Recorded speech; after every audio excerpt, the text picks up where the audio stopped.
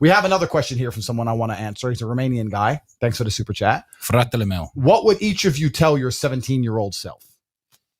Well, let's not answer time travel questions like buy Bitcoin or some stupid shit like that. Let's actually, what would I stop wasting your time? So I was 17. I was working at a fast food restaurant making sandwiches. Now the internet didn't really exist as such, but looking back on it, it was part of my journey. And I regret nothing because I ended up where I am. So would I even go back and tell myself anything is the question. If I had to, it would be to not burn so much of my time. Let's talk to the 17-year-olds who are listening. You know, do you finish your job, come home, play video games, etc.? That's what I used to do when I was 17 a little bit.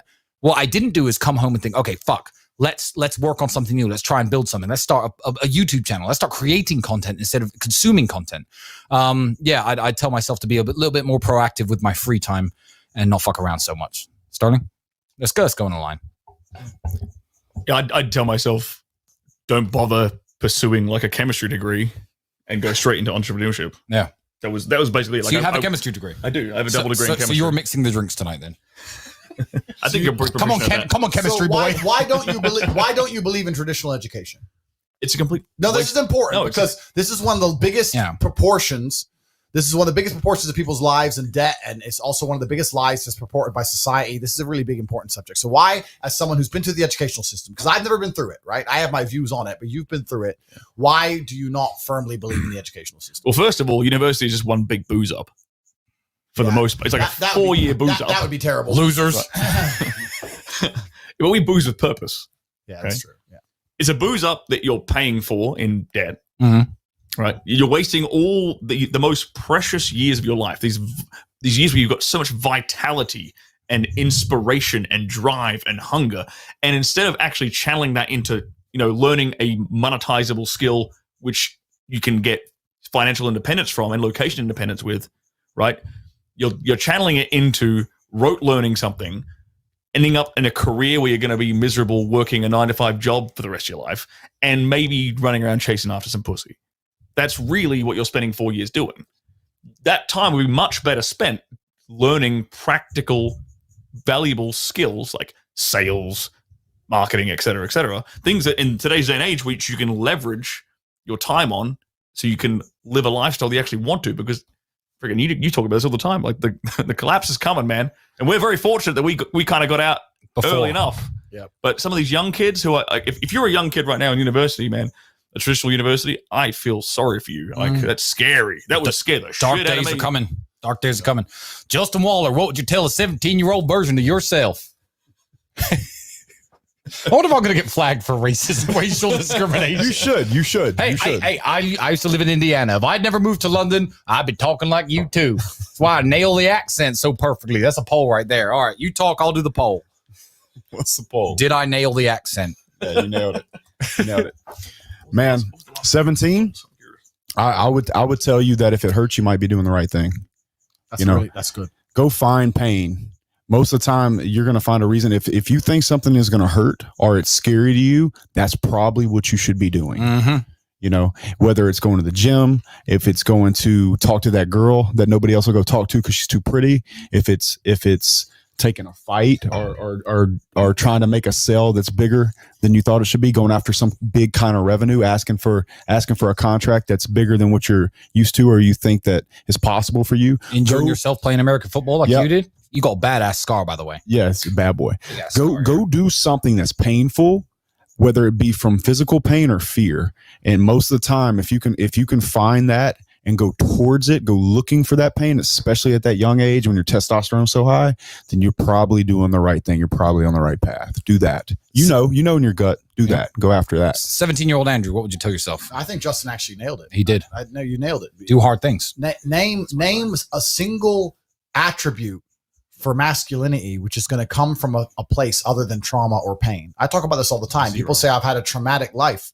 I say, well, then you're very, very fortunate. You had a traumatic life. Now, you may have misused that trauma. You may have misplaced it. You may have accepted the matrix telling you that you now have an excuse to fail, as opposed to using it to grow. But every single man of value went through trauma, and they went through pain. It's going to be painful to get strong, painful to get rich, painful to become important. It's going to be painful to become good with women. Your heart's going to get broken a bunch of times. You have to be prepared for the pain. If you're not ready for pain, You're never going to be anything that matters. So Justin just absolutely and utterly nailed it.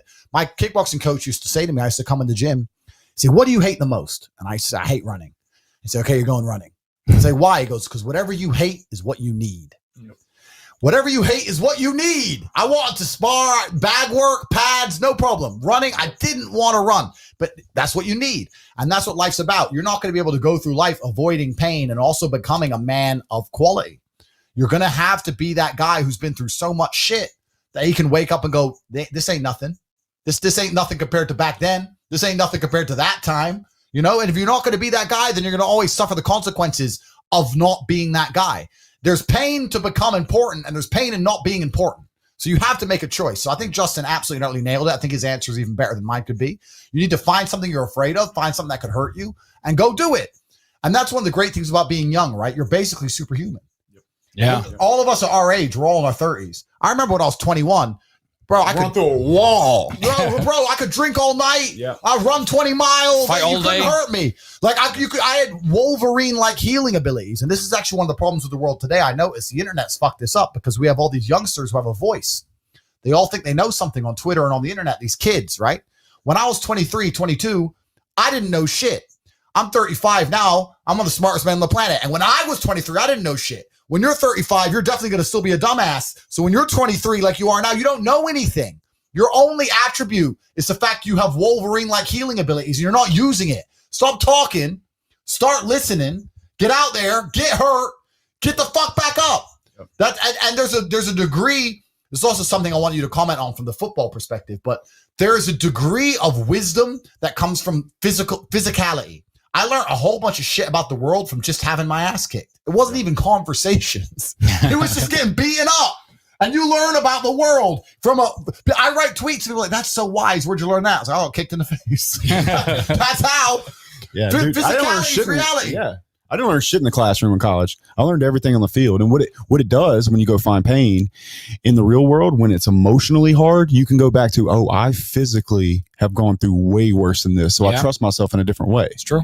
And what I'd add to that about what Andrew was saying is that you can tell the size of a man by the size of his problems. Mm-hmm. So you need to get your ass out there and go find pain, because pain is in big problems.